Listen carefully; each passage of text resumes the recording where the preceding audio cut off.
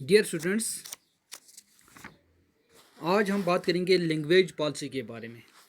Language policy के बारे में तो हिंदुस्तान जो है ये बहुत बड़ा मुल्क है। इसमें बहुत सारी बोलियां बोली जाती हैं। जो 2011 की सर्वे है उसके मुताबिक कि हिंदुस्तान में तकरीबन 1300 ज़बानें बोली जाती हैं। 1300 कितनी बोली जाती हैं? 1300। तो इस तरह से इन लैंग्वेज को फिर क्या किया है, ग्रुप टुगेदर, इनको ग्रुप किया है, इकट्ठा ग्रुप में किया है। जैसे मिसाल के तौर पर भोजपुरी है, मगधी है, बुंदेलखंडी है, छत्तीसगढ़ी है, राजस्थानी है। तो इसको किस ग्रुप में लाया है? हिंदी ग्रुप में। तो इस तरह से करके तकरीबन 121 मेजर लैंग्वेज बनाई गई, मेजर ग्रुप्स बनाए गए लैंग्वेज के। तो 22 लैंग्वेज जो हैं उसको 8 शेड्यूल ऑफ इंडियन कॉन्स्टिट्यूशन में रखा गया है, तो उनको शेड्यूल्ड लैंग्वेज कहते हैं। और जो दूसरी लैंग्वेज हैं उनको क्या कहते हैं? उनको नॉन शेड्यूल्ड लैंग्वेज कहते हैं। नॉन शेड्यूल्ड लैंग्वेज कहते हैं। तो तकरीबन हिंदी जो है वो हमारे मुल्क की ऑफिशियल लैंग्वेज है। तकरीबन 44% लोग जो हैं वो हिंदी बोलते हैं। जब लैंग्वेज की बात चलेगी यहाँ, तो हमारा जो हिंदी जो है यहाँ उसको क्या किया गया है? उसको ऑफिशियल लैंग्वेज माना गया है कि नेशनल लैंग्वेज यहाँ किसी भी बोली को नहीं माना गया। नेशनल लैंग्वेज किसी को, बल्कि ऑफिशियल लैंग्वेज हिंदी जो है ये हिंदुस्तान की ऑफिशियल लैंग्वेज है। तो तकरीबन 40% जो इंडियंस हैं वो हिंदी बोलते हैं। तो हिंदी के अलावा दूसरी जो शेड्यूल्ड लैंग्वेज हैं वो 21 लैंग्वेज हैं। तो कोई भी कैंडिडेट जो सेंट्रल गवर्नमेंट पोजीशन के लिए एग्ज़ाम देना चाहता है या वो क्वालिफाई करना चाहता है, तो उसके लिए उसको इन 21 लैंग्वेज में से कोई भी लैंग्वेज चुन के वो उसमें अपना पेपर दे सकता है। तो अकॉर्डिंग टू द कॉन्स्टिट्यूशन, जो ये इंग्लिश ऑफिशियल पर्पज़ के लिए इस्तेमाल की जाती थी, इसको 1965 में रोका गया। 1965 में रोका गया। लेकिन बहुत सारे जो नॉन हिंदी स्पीकिंग स्टेट्स थी, तो उनकी डिमांड थी कि इंग्लिश को कंटिन्यू किया जाए किसके लिए? As official language. जैसे तमिलनाडु में एक तहरीक चली कि हिंदी के बदले यहाँ क्या होना चाहिए? इंग्लिश जो है वो ऑफिशियल लैंग्वेज होनी चाहिए। तो फिर गवर्नमेंट ने क्या किया?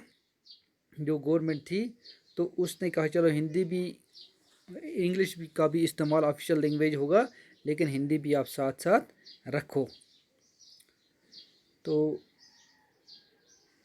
Many critics think that this solution favored the English speaking elite. Promotion of Hindi continue with official policy of government of India. तो इसके बाद हम बात करेंगे सेंट्रल स्टेट रिलेशनशिप की। तो जो फेडरल गवर्नमेंट होती है इसमें सेंट्रल और स्टेट के गहरे ताल्लुकात होते हैं। जैसे सेंट्रल में किसी पार्टी की हुकूमत है तो स्टेट में किसी दूसरी पार्टी की हुकूमत है, इसका ये मतलब नहीं है कि वो सेंट्रल गवर्नमेंट जो है वो उस हुकूमत को सताएगी या तंग करेगी। नहीं, वो जो स्टेट है, स्टेट की जो अपने उसके पावर्स हैं, अपने हदे इख्तियारात हैं। तो इस तरह से जो सेंट्रल गवर्नमेंट बनती है तो कभी कभी कोलेशन गवर्नमेंट भी बनती है। क्या बनती है? Coalition government. कोलिशन गवर्नमेंट किसको कहते हैं? कोलिशन गवर्नमेंट हम उस गवर्नमेंट को कहते हैं कि जो गवर्नमेंट होती है, किसी गवर्नमेंट को मखसूस जो मेजॉरिटी होती है लोकसभा के लिए, वो मेजॉरिटी नहीं मिलती है, तो वो किस दूसरी पार्टी को अपने साथ जोड़ के हुकूमत बनाती है, तो उसको कोलिशन गवर्नमेंट कहते हैं। जैसे सेंट्रल में किसी पार्टी को मेजॉरिटी नहीं आई, तो वो रीजनल जो पार्टीज़ होती हैं, रीजनल पार्टी को अपने साथ मिला के तो हुकूमत करती हैं। तो इस तरह से स्टेट का और सेंट्रल का आपस में अच्छे ताल्लुकात रहते हैं। तो इसके बाद हम बात करेंगे किसकी? Decentralisation in India.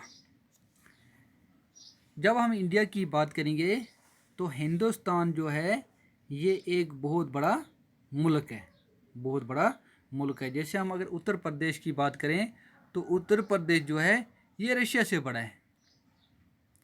किसके लिहाज से? पॉपुलेशन के हिसाब से। महाराष्ट्र जो है, महाराष्ट्र जर्मनी के बराबर है, जर्मनी के बराबर है।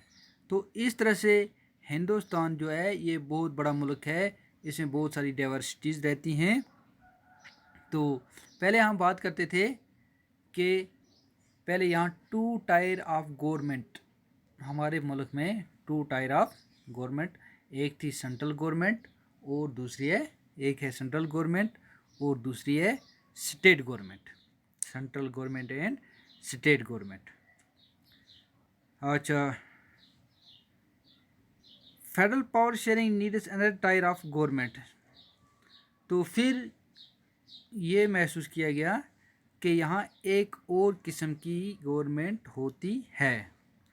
तो अब डिसेंट्रलाइजेशन का मैं मतलब समझाता हूँ।